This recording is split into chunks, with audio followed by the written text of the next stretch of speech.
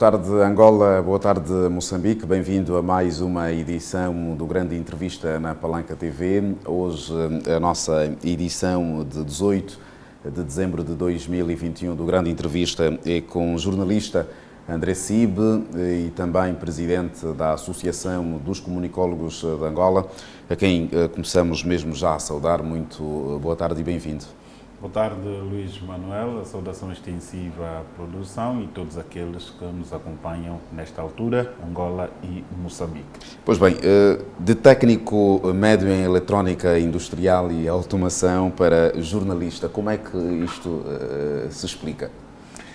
Na verdade, foi inesperado. Eu caminhei para o mundo do jornalismo de forma inesperada, fiz o básico, qualquer outro profissional, o médio, eletrónica industrial e automação no Simeone Mukuna, e na altura em que vou para fazer o curso preparatório, tive dificuldades em compreender a matemática e então vou para fazer curso de gestão.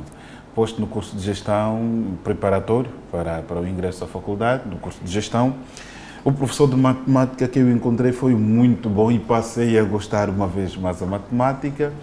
E no dia das inscrições na faculdade, o curso de gestão foi o mais concorrido, mais procurado. Quase 50% de todos aqueles que esperavam inscrição na faculdade tinham como opção número 1 o curso de gestão. Portanto, foi uma avalanche, uma enchente, confusão. E pronto, tentei lutar quando abriram a porta, portanto foi uma confusão e tanto. Esquecemos-nos que havia o segundo dia, o terceiro dia, todo mundo queria fazer inscrição naquele dia e no primeiro dia.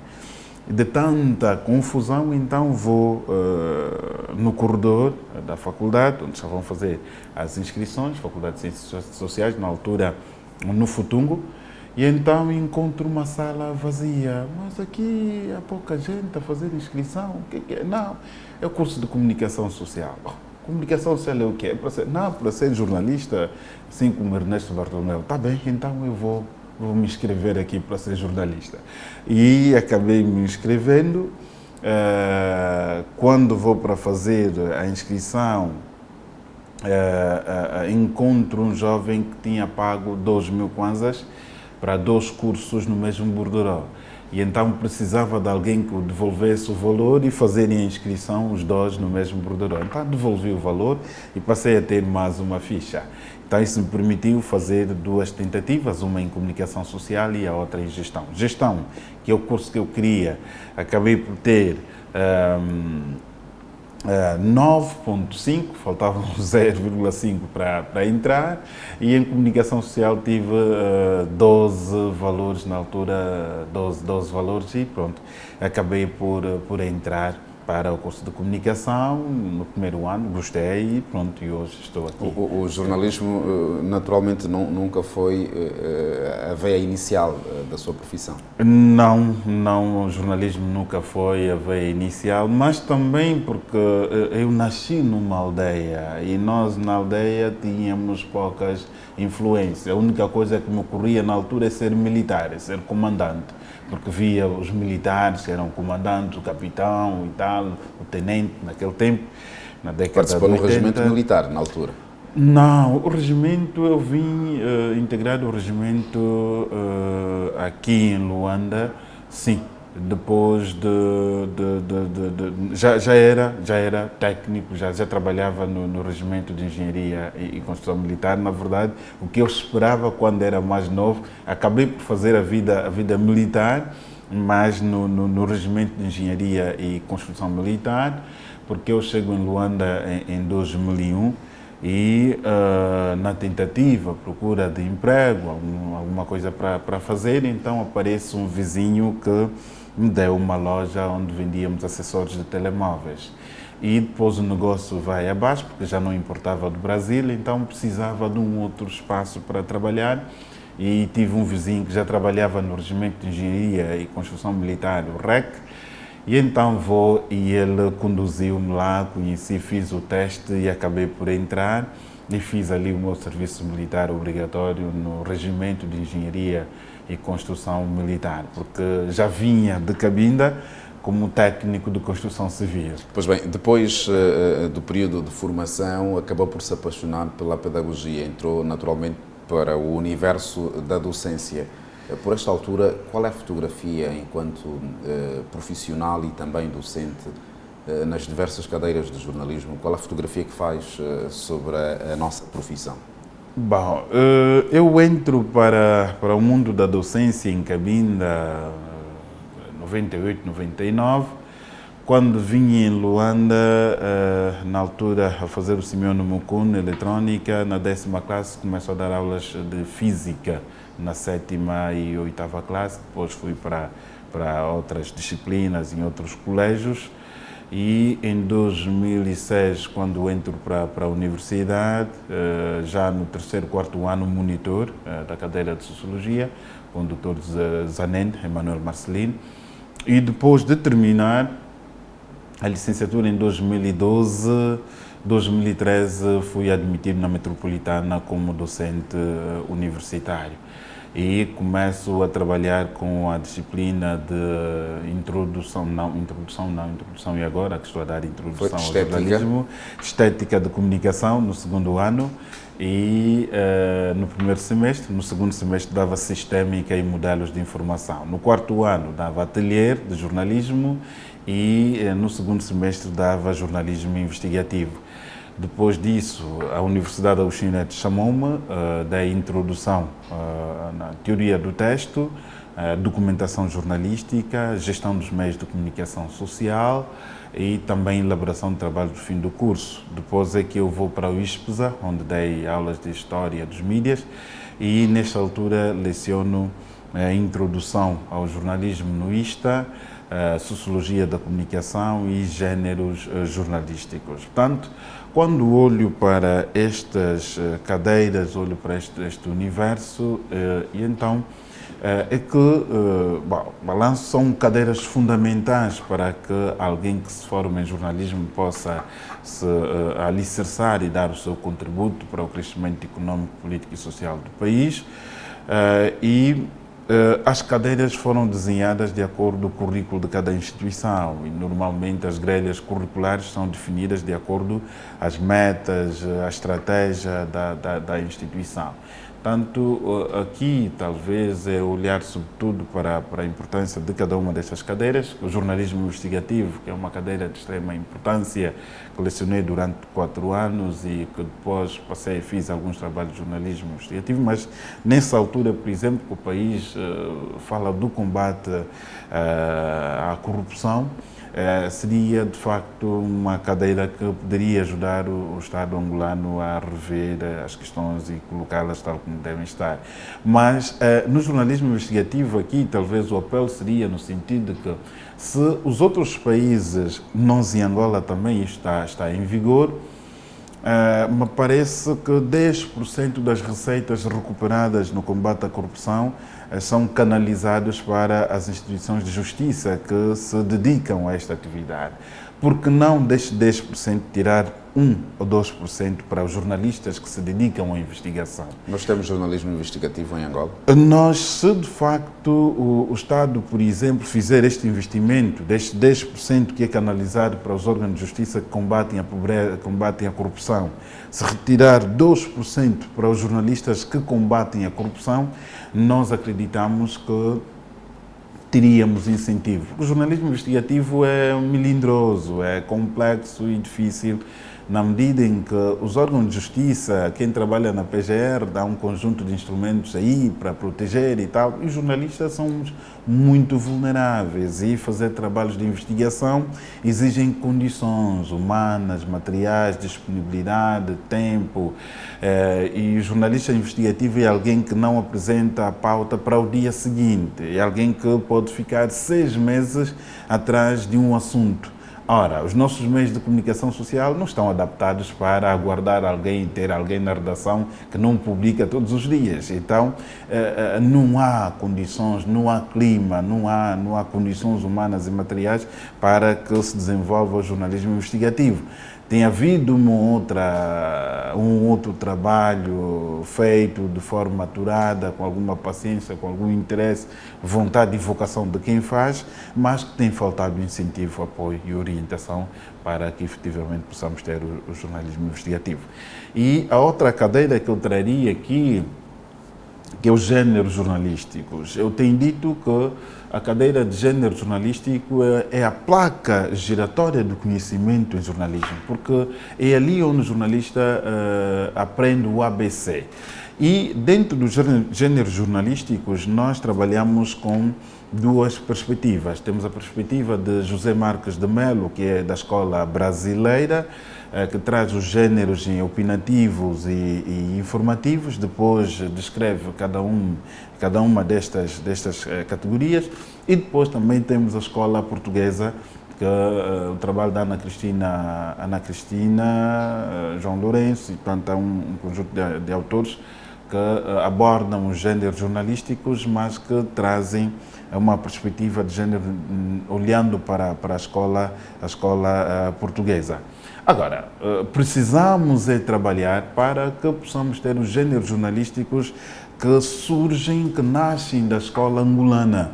Embora tenhamos algum trabalho feito pelo José Rangel, que tenta trazer os géneros jornalísticos na perspectiva angolana, mas só que o trabalho do José Rangel, na minha perspectiva, é um trabalho muito bom e interessante, mas só que os exemplos usados para a produção do manual são exemplos da realidade portuguesa. Seria bom que fossem exemplos nacionais, para ter conhecimento endógeno, aquilo que é nosso, para permitir que possamos ter uma compreensão melhor. E trazendo os géneros jornalísticos, a cadeira de géneros jornalísticos, na minha perspectiva, não pode ser atribuída a qualquer professor. Seria bom que olhassem para o currículo de quem dá esta cadeira, porque se o aluno falha em beber o necessário, o essencial, o que ele precisa nesta cadeira, ele passa a ter um percurso quase que vazio, porque é ali onde o aluno aprende a ler, aprende a ler um livro. Nós temos muitos problemas de leitura. E então, a partir das resenhas de livros... Mas estimula-se esta questão da leitura aos estudantes de jornalismo? Quando os professores... É uma responsabilidade atribuída a todos os professores, mas de modo particular ao professor de género jornalístico, que tem os géneros. Dentro dos géneros temos as resenhas, temos a descrição. Então, o professor deve orientar os alunos. Eu, o ano passado, por exemplo, trabalhei com os alunos do ISTA. Eu tive que exigir, é mesmo exigência, foi necessário fazê-lo. Mais de 100 e tal estudantes a comprarem um único livro, que é do Emanuel Kunzika, A Formação da Nação Angolana através da Luta de Libertação Nacional. Os alunos foram obrigados, portanto, ensinei como ler o livro do princípio ao fim, fazer resenha, fazer o resumo, trazer abordagem. Hoje, se alguém pega um dos meus alunos nessa matéria, eles estão em condições. Trabalhamos com 2 livros. Então, e este ano estou também a fazer o mesmo trabalho para orientar, para despertar o interesse, o gosto pela leitura. E quando os alunos escapam, não passam por essa exigência, por essa orientação, quando não existe essa vontade de quem orienta, eles acabam passando por esta tábua rasa. Pois então, bem, André Cib faz menção aos géneros jornalísticos. Vamos aqui nos ater à realidade naturalmente angolana. O que se faz em Angola é um jornalismo de facto ou um jornalismo institucional, ou se quisermos da assessoria? Na verdade, o jornalismo que se faz em Angola abarca um pouco de tudo. Um jornalismo de assessoria, um jornalismo mais institucional e um jornalismo factual. E pratica-se pouco o jornalismo investigativo, que na verdade deveria ser a divisa, o caminho a seguir. Porque o jornalismo institucional é um jornalismo protecionista.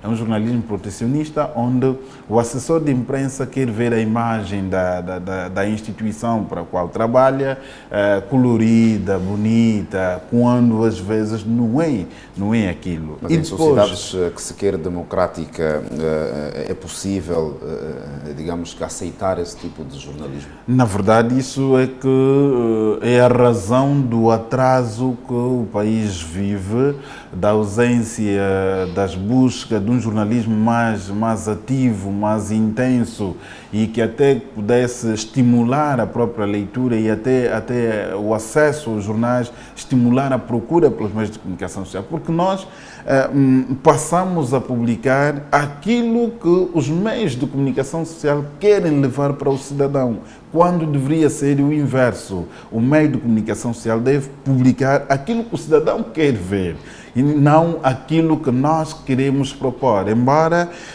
dentro da agenda setting se pode discutir a proporcionalidade em relação àquilo que o cidadão quer, que os meios de comunicação social devem satisfazer, mas também uma parte daquilo que é a própria agenda do meio de comunicação social para influenciar o cidadão. Então, aqui o país precisa, na verdade, imigrar para um jornalismo que eu tenho dito anestesiado, não é? Que vive uma anestesia, que vive um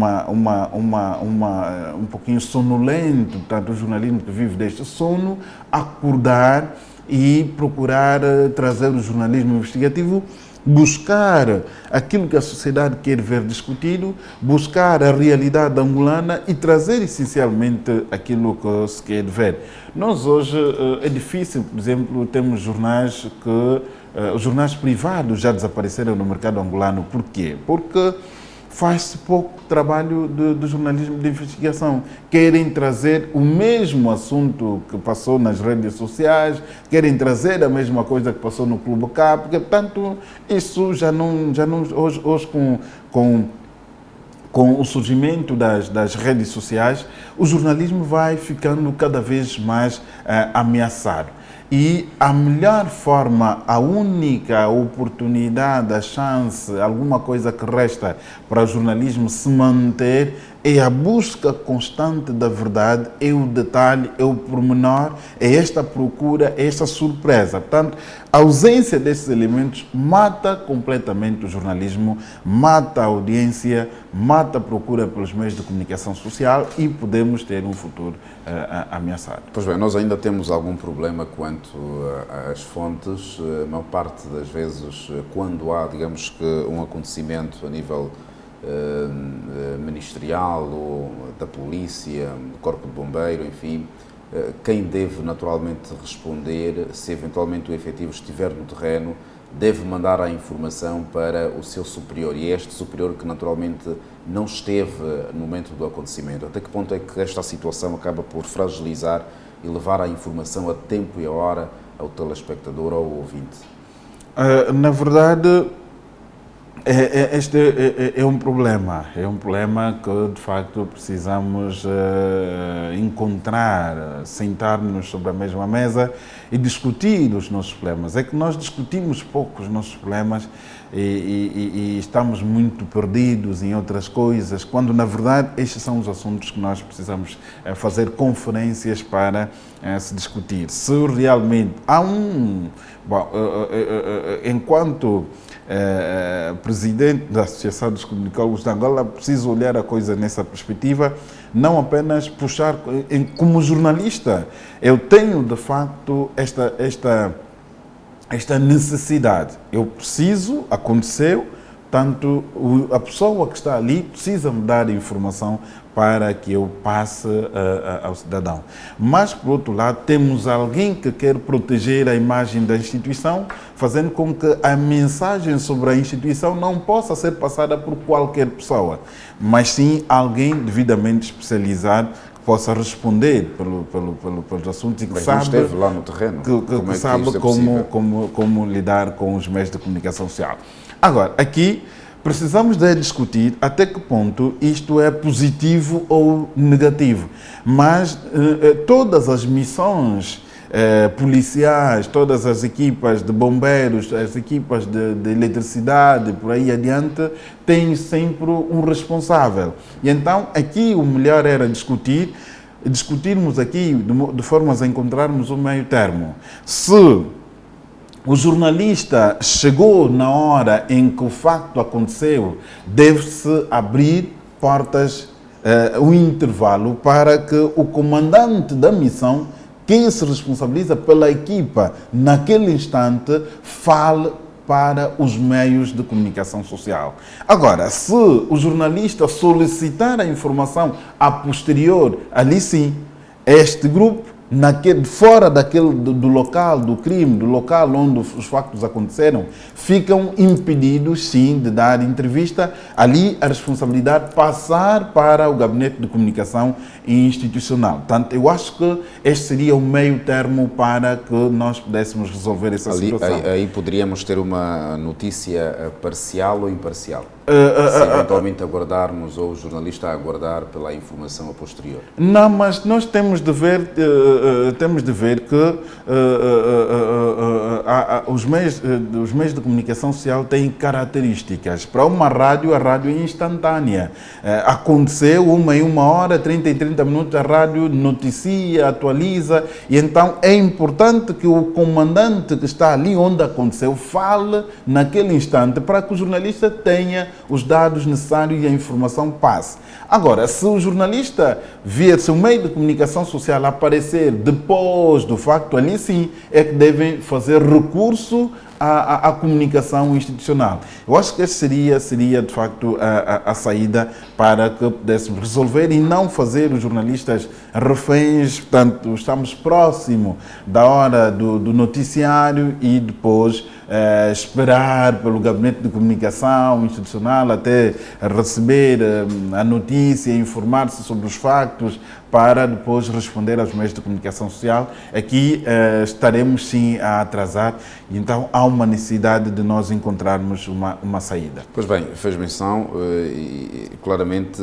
entendemos que a rádio é agora, a televisão é logo. É logo o jornal 24 horas depois. Pois, os órgãos, digamos, responsáveis pelas atividades do jornalismo a nível do país, falo propriamente do Sindicato de Jornalistas, falo da ERCA e também da Comissão de Carteira e Ética. Por esta altura, como é que olha para a atuação destes órgãos? De que forma é que conseguimos notar a valência do quarto poder que é considerado o jornalismo em Angola? O jornalismo em Angola, olhando para estas instituições, deixa-nos um pouquinho preocupados, porque quando nós olhamos, dizia o Levi Strauss, que é preciso ver como é que os outros estão posicionados para sabermos também como é que nós estamos. Se nós olharmos para as instituições que operam no setor da justiça, o nível de estabilidade, organização alcançados até a presente data, olhamos para as instituições que respondem pelo setor da comunicação, deixa-nos um pouquinho preocupados, porque há uma certa fragilidade que nós notamos para as nossas instituições. O Sindicato dos Jornalistas Angolanos, começando pelo sindicato, nos últimos dias tem feito um trabalho de grande valia e nós participamos recentemente na última Assembleia organizada na União dos Escritores Angolanos sobre esta matéria, da discussão sobre a vida do jornalista. E uma das posições que nós apresentamos na altura é que o Ministério da Comunicação Social não valoriza os quadros formados no setor. Seria bom que o Ministério da Justiça não valorizasse os juristas, seria bom que o Ministério da Saúde não valorizasse os médicos, que o Ministério da Educação não valorizasse os pedagogos. Ora, o Ministério da Comunicação Social tem a obrigação de valorizar os quadros formados no setor da comunicação e dar as competências, habilidades necessárias. Não se pode compreender que, dentro dos meios de comunicação social, tenhamos os juristas a liderarem os gabinetes jurídicos, mas os técnicos superiores em jornalismo abandalhados no espaço e no tempo. Não pode. E até a ganharem míseros como se fosse um qualquer. Nós, nesta última Assembleia do Sindicato do Jornalismo, nós pedimos que o Ministério da Comunicação Social faça uma declaração, escreva para o Ministério do Ensino Superior, a pedir que o Ministério do Ensino Superior acabe com os cursos de comunicação social, porque o próprio Ministério, que deveria valorizar, não valoriza os cursos. Pois bem, André Silva, e só para terminar este dado, Na verdade, na última reunião saímos de facto com uma nota positiva, porque doravante a implementação do qualificador de funções vai privilegiar sim a formação em comunicação social. Ali já começamos a falar a mesma língua. Pois bem, nós ainda vamos tecer inúmeras considerações sobre esta perspectiva do triângulo profissional. Nos referimos aqui ao Sindicato Jornalista, à ERCA, e naturalmente a Comissão de Carteira e Ética, mas por agora mesmo é o nosso curto intervalo. Daqui a pouco voltaremos à reflexão com André Cib, que é jornalista e também presidente da Associação dos Comunicólogos de Angola.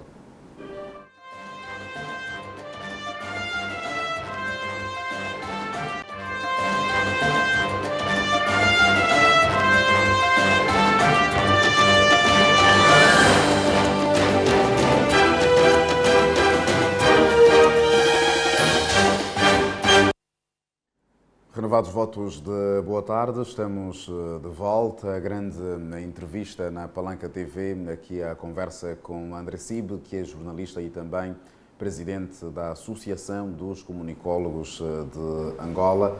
Tal como estivemos exatamente à conversa, tecia considerações sobre a situação da ERCA, o Sindicato dos Jornalistas e também a Comissão de Carteira e Ética.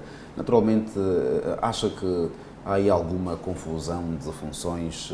Que responsabilidade acrescida que cada um tem e quem responde a quem? Na verdade, as funções estão distribuídas. O Sindicato de Jornalistas vela pelos profissionais do setor da comunicação. A Comissão de Carteira vem para regular o exercício da profissão e a entidade reguladora olha para os meios de comunicação social onde trabalham estes profissionais. E o sindicato tem feito o seu trabalho de grande valia, encorajar desde os tempos de Ismael Mateus, passou a Luísa Rogério, que travou processos complexos, difíceis, num contexto difícil, e agora o Teixeira Cândido também, que tem feito um grande trabalho, razão pela qual mereceu mais voto de confiança, mais 5 anos à frente dos tinos do Sindicato de Jornalistas Angolanos.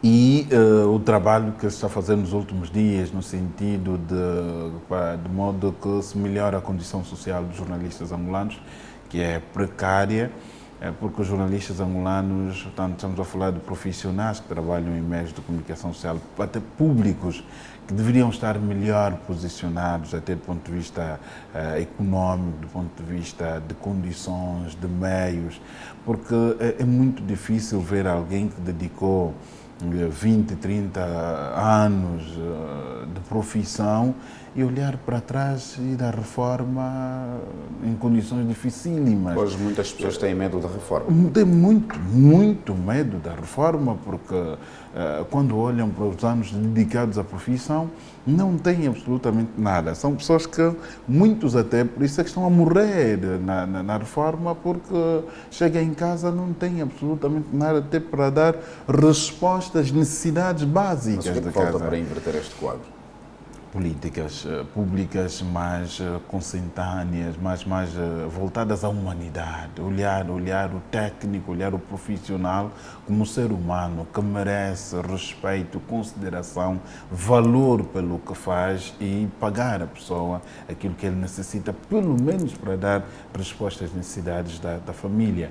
E então isso de facto nos tem preocupado e está de parabéns o sindicato pela avalanche, o número de pessoas que participam nas assembleias organizadas pelo sindicato. Vê-se claramente que os jornalistas estão com o sindicato. Bom, a Comissão de Carteira é uma instituição que não tínhamos no país, hoje ela emergiu, surgiu, está ali a fazer o seu trabalho e que já vai atribuindo as carteiras um pouco pelo país.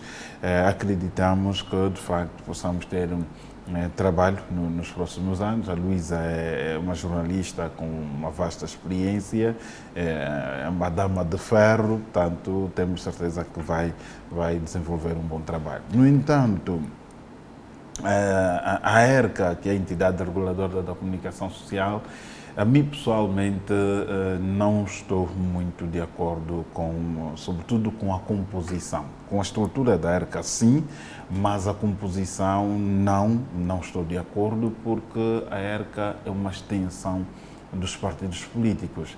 Me parece que esta estrutura não defende a comunicação, não discute a ciência da comunicação, não discute as questões voltadas à comunicação, à realidade jornalística, à realidade dos meios de comunicação social como tal, porque me parece ser mais uma extensão dos partidos políticos, porque o partido político com o maior número de assentos no Parlamento detém o maior número de profissionais, técnicos, neste órgão. Depois segue o UNID, primeiro o MPLA, depois vem a UNIDA, depois vem... Portanto, eu acho que deveria, a semelhança do Conselho Superior de Magistratura, o acesso à ERCA deveria ser um concurso curricular, portanto, avaliar o currículo do quadro em função da experiência jornalística que oferece, a docência universitária, o que fez neste órgão. Então, ali a pessoa é escolhida, não indicada por um partido político, mas sim escolhido de acordo com o seu percurso, o seu currículo, e vai efetivamente representar os interesses da classe, interesses dos técnicos formados em comunicação, interesses dos angolanos em trazer aquilo que é a essência, aquilo que é a composição da ERCA, a realidade, digamos, é universal? Bom, busca-se boa parte de tudo que nós temos, a Constituição, as próprias estruturas em si, as televisões. Nós andamos a reboque do modelo português e acredito que a origem, a matriz portuguesa tem mais ou menos esta matriz, mas ainda assim não é tanto, porque eu confesso que ainda não li a matriz portuguesa para melhor fazer uma comparação distrita, mas ainda assim é importante olharmos para a matriz portuguesa, que acredito não esteja tão alicerçada tal como nós temos, porque Portugal não tem Ministério da Comunicação Social como tal, que designa os quadros, os técnicos para os meios de comunicação. Portanto, há uma certa liberdade e autonomia na indicação dos responsáveis dos meios de comunicação social. Então, nós acreditamos que eu acho que nós precisamos olhar Angola não a curto prazo. Precisamos começar a projetar o país a médio e longo prazo. Esse deve ser a perspectiva. E se esta for a perspectiva, se for o caminho que nós queremos seguir, então precisamos criar um verdadeiro Estado democrático e de direito que pauta para aquilo que é a angolanidade. A angolanidade não passa pela hegemonia dos partidos políticos, porque os partidos políticos trouxeram nos momentos não muitas boas lembranças, a julgar pelos conflitos que o país viveu no passado. Precisamos pegar isto e construir uma nova matriz, uma Angola que sirva aos angolanos de Cabinda ao Cunene, do mar ao leste, sem distinção, uma Angola que sirva efetivamente os interesses de todos. Isso constrói-se não pelos partidos políticos. Por isso é que aqui, numa opinião muito pessoal, também olho para a matriz criada. Nós precisamos devolver o país um modelo anterior, até da própria eleição do Presidente da República. Eu acho que numa altura como esta, nós tivéssemos um Presidente da República que não viesse de um partido político, mas que fosse independente, talvez fosse mais consensual. E então, mesmo até o modelo de cabeça de lista, que é o modelo escolhido por Angola, que é diferente da África do Sul, diferente de Portugal, diferente de outros países, portanto, a matriz de cabeça de lista angolana é mesmo nossa, e então todos estes modelos precisamos avaliar os benefícios, os prós e os contras, e aqui talvez tentarmos, portanto, para construirmos um Estado democrático democrático e de direito, que voltada para a angolanidade, voltada para o equilíbrio, voltada para o bem-estar de todos. Acreditamos que esta matriz dos partidos políticos já vai ficando e que devemos analisar, ver até que ponto isto de facto ajuda para o crescimento do país. Pois bem, André, até que ponto, ainda bem que toca nessa perspectiva das questões políticas, até que ponto é que acha que a tal conhecida ingerência política pode causar alguma interferência naquilo que é a liberdade de imprensa e de expressão que se quer em Angola? Não, nós temos de partir do pressuposto de que os partidos políticos, quer queiramos, quer não, têm esta ingerência, esta influência. E aqui, aqui acabam fazendo essa ingerência e, sobretudo, se continuarmos com este modelo. E Angola, ao adotar o modelo de cabeça de lista, isto acentua mais a ingerência dos meios de comunicação social naquilo que é digamos assim, a atividade jornalística. Isso não edifica o nosso país.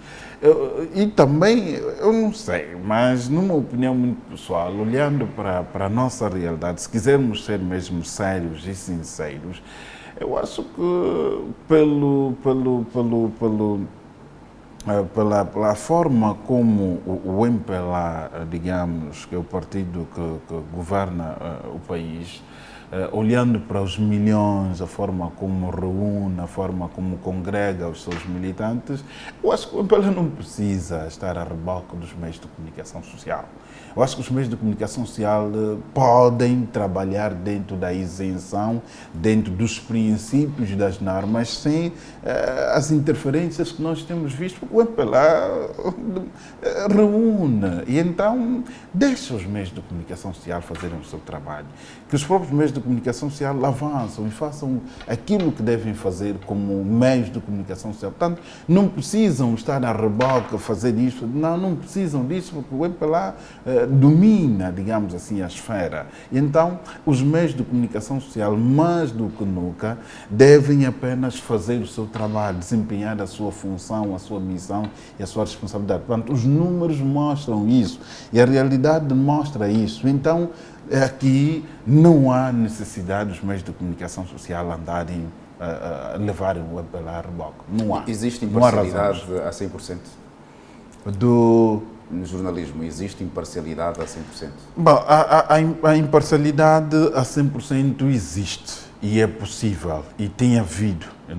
Eu falo como profissional de comunicação social, falo como jornalista. Portanto, eu, quando vou ao campo, eu faço a recolha dos dados dentro do princípio de equilíbrio. Agora, depois do jornalista fazer o trabalho, ali é que, de facto, começam algumas situações que depois acabam por realidades menos boas, às vezes. Então, e as matérias passam por determinadas, passam por um conjunto de etapas até chegar ao produto final. Então, é ali onde, às vezes, as coisas acontecem, mas que os jornalistas fazem o seu trabalho. Agora, os próprios também, agora, onde é que fica a responsabilidade do jornalista em supervisionar o seu texto, o seu trabalho? Mas aqui a própria legislação mostra que o Decreto 3, por exemplo, mostra que o jornalista deve obediência à linha editorial do órgão para o qual trabalha. Então, tanto até que ponto? E aqui onde termina quase que essa capacidade do jornalista em supervisionar, em discutir aquilo que apresentou. E aqui onde entra a responsabilidade da ERCA, enquanto entidade reguladora, que verifica tanto que este meio de comunicação social violou este ou aquele princípio, porque até aqui faltou isso, faltou equilíbrio, por exemplo, num programa, numa bancada, portanto, num programa, num talk show, ao invés do equilíbrio de X provenientes do partido A, X membros do partido B para fazer o equilíbrio num debate, não houve este equilíbrio. Então, aqui a entidade reguladora da comunicação social entra como árbitro para que as coisas possam estar como devem estar. Mas que os jornalistas procuram, sim, a todo custo, fazer o seu trabalho, mas depois existem outros elementos que vão além daquilo que é a responsabilidade do jornalista. Bom, apesar de existir este triângulo do Sindicato de Jornalismo, da Comissão de Carteira e Ética e também da ERCA, fica no vazio, naturalmente, a expectativa segundo a qual dá conta de que quem é que naturalmente deve levar a responsabilidade, as preocupações, quer financeiras e sociais, dos jornalistas ao Parlamento. Ao Parlamento, o Parlamento, nós temos de olhar para o Parlamento como um órgão de soberania e também como um espaço público onde se discute os assuntos da nação, pelo que qualquer uma dessas instituições pode levar os assuntos dos jornalistas ao Parlamento. Existe a 6ª Comissão, que é o órgão que tutela a comunicação social e outras instituições. Portanto, os deputados no Parlamento estão divididos por uma designação própria que não me ocorre nesta altura, mas que tutelam os setores. Nós temos a 6ª Comissão da Assembleia Nacional, é que tutela o setor da comunicação social. Então, mas passa pelo Ministério da Comunicação Social? Não, tanto. O Ministério é o órgão do Estado. Estamos a falar do aparelho do Estado. Agora, dentro da Assembleia Nacional, os deputados estão divididos por setores. Existem deputados que fazem acompanhamento das questões de saúde, as questões de política, as questões desportivas, as questões de comunicação social. Portanto, os deputados também estão segmentados. Sempre que existe alguma necessidade de se levar um assunto, uma lei, alguma norma, um princípio, alguma inquietação, os jornalistas ou as pessoas interessadas escrevem a 6ª Comissão e a 6ª Comissão recebe esta equipa e recebe as preocupações trazidas por esta equipa. Então, levar os problemas dos profissionais do setor da comunicação para a Assembleia Nacional pode ser levado até por um cidadão singular. A lei permite e dá esta liberdade. Por isso é que existe, ainda as últimas discussões estavam a olhar mais ou menos para o surgimento, preciso aqui voltar a olhar para a iniciativa legislativa em Angola, prevê que as leis podem ser sugeridas primeiro pelos partidos políticos, pelo Executivo, e a última discussão, se a memória não me traiçoa, vinha justamente tentar trazer este elemento para que o cidadão comum também possa ter essa liberdade de apresentar uma iniciativa legislativa. Pois bem, nós temos outros tópicos aqui a olharmos, já mesmo para finalizarmos esta abordagem do triângulo, não é? Nós temos um jornalismo dependente ou independente?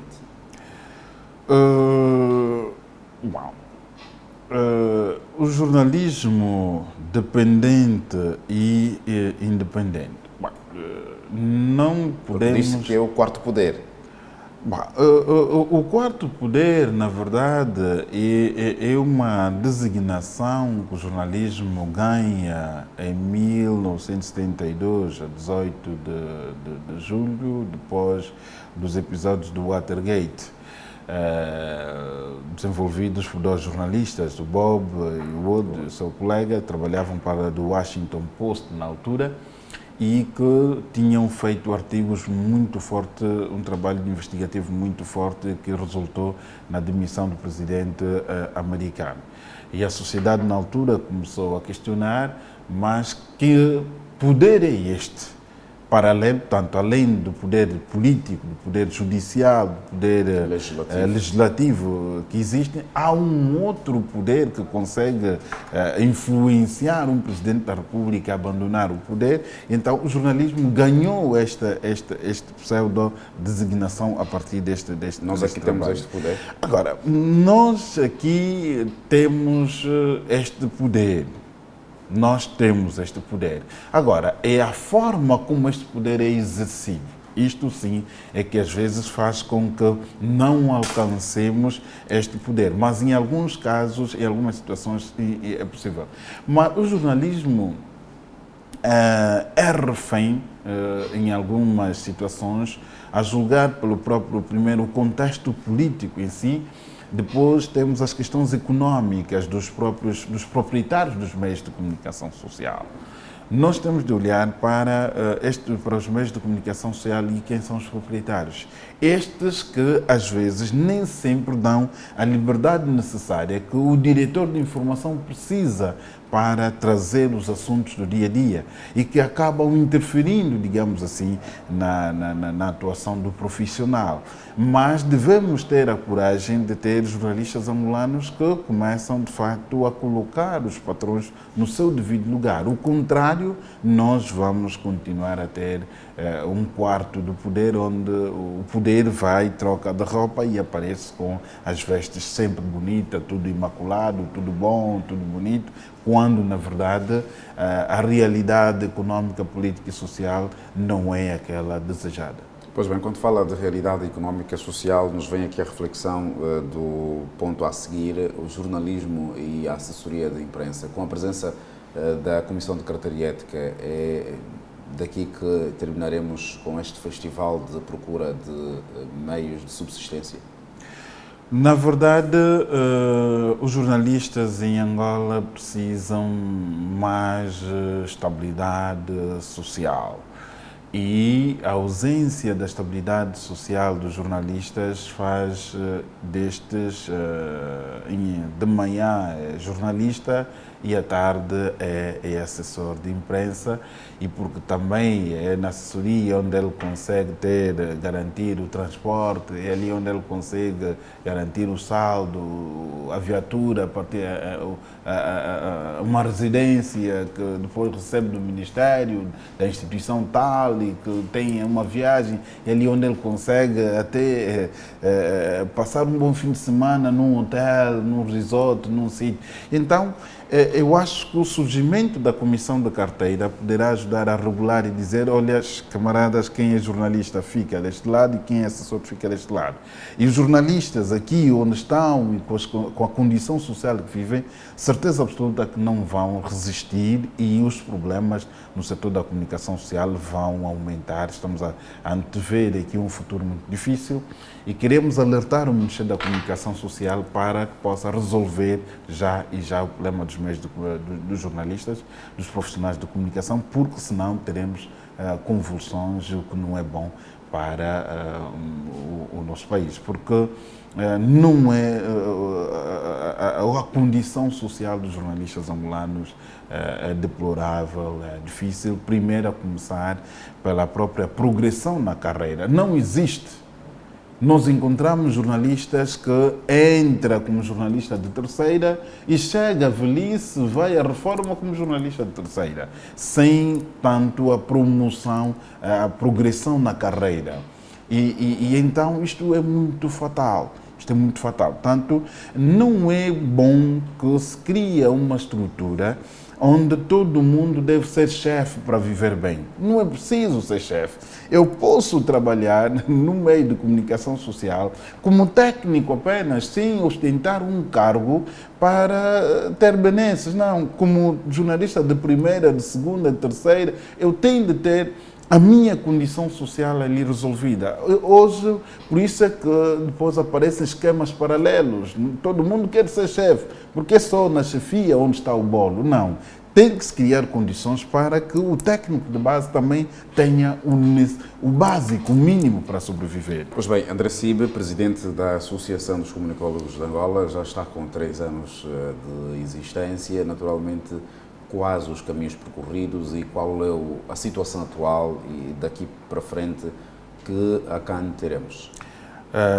Agradeço pela pergunta. Nós, de facto, somos em 2000 nós olharmos para a matriz da comunicação social em Angola, os primeiros quadros foram formados em Cuba, depois passamos a ter o e-mail, no Instituto Médio de Economia. Deveríamos ter uma escola de jornalismo como tal, mas só para ver que os técnicos médios de jornalismo estão anexados a uma escola que forma técnicos da administração. E só em 2002 que começamos a ter uma instituição de ensino superior, começou a formar os quadros a nível do ensino superior, portanto, ISPRA, e depois em 2006 vamos ter a faculdade, 2003, 2005, a Faculdade de Ciências Sociais da Universidade Agostinho Neto. Até 2015 nós olhamos para o mercado. Não existia uma instituição que pudesse defender, que pudesse orientar, que pudesse, digamos assim, congregar os quadros formados no setor da comunicação e avançar. Razão pela qual nós juntámos-nos e criamos a Associação de Comunicólogos de Angola a 5 de dezembro de 2018. Decorridos 3 anos, nós conseguimos, primeiro, criar a própria logomarca em si. Segundo, congregar. Terceiro, começar a trabalhar para a produção científica, que se impunha após boa parte daquilo que nós consumimos aqui em Angola, em termos de literatura, em termos de ciência, em termos de produção de conhecimento, provém sobretudo de Portugal e do Brasil. Havia uma necessidade de trazer a escola angolana, a realidade angolana, e então a Associação de Comunicólogos de Angola surge nessa perspectiva. E as organizações da sociedade civil são instituições que surgem em condições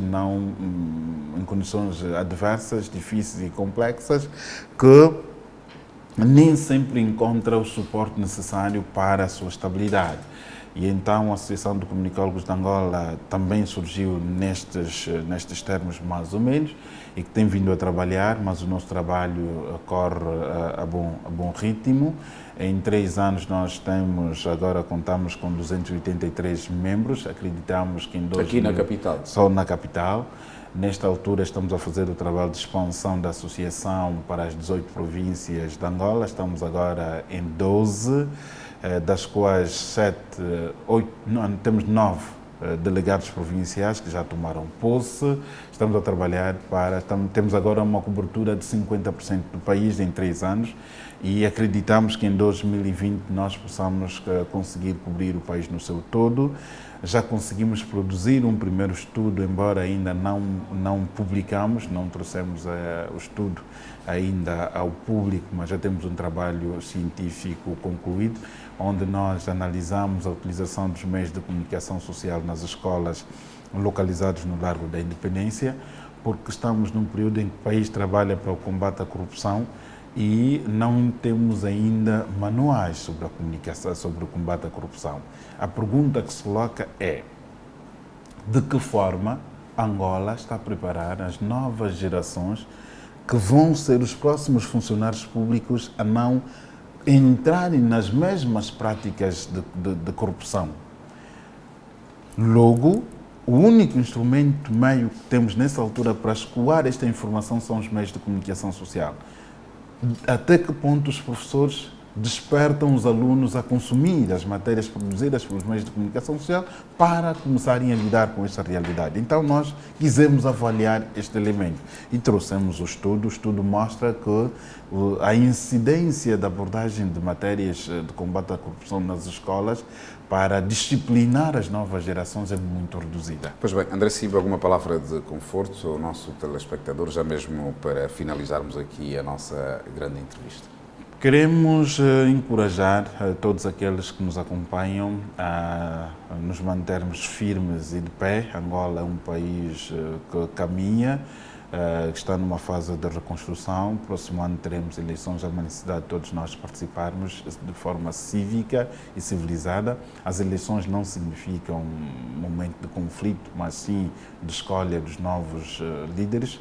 Nós, a Associação de Comunicólogos de Angola, estamos engajados e vamos trabalhar na educação cívica para as eleições. Gostaríamos que as instituições afins nos pudessem apoiar para levarmos este trabalho em todo o território nacional. Aos comunicólogos, devem inscrever-se na associação para que juntos possamos trabalhar na edificação das ciências da comunicação. Estamos a trabalhar para que os primeiros quadros angolanos possam participar nas conferências nacionais e internacionais, discutirem a comunicação com os demais pelo resto do mundo na mesma proporção. E também daqui a necessidade de se trabalhar para que tenhamos um país regular, um país normal, onde todas as instituições funcionam para o bem-estar da Angola e dos angolanos. Pois bem, muito obrigado, André Cib, pela presença e esperamos contar sempre que possível. Nós agradecemos o Luís Manuel e toda a equipa de produção, a Palanca TV, que sempre esteve conosco, e nós estamos à vossa inteira disposição para sempre que necessário. Pois bem, assim, telespectador, ficamos por aqui. Mais uma grande entrevista na Palanca TV. Esta edição foi com o jornalista e também presidente da Associação dos Comunicólogos de Angola, André Cib. Fique bem, já sabe, que o seu certificado não seja superior ao seu caráter. Boa tarde.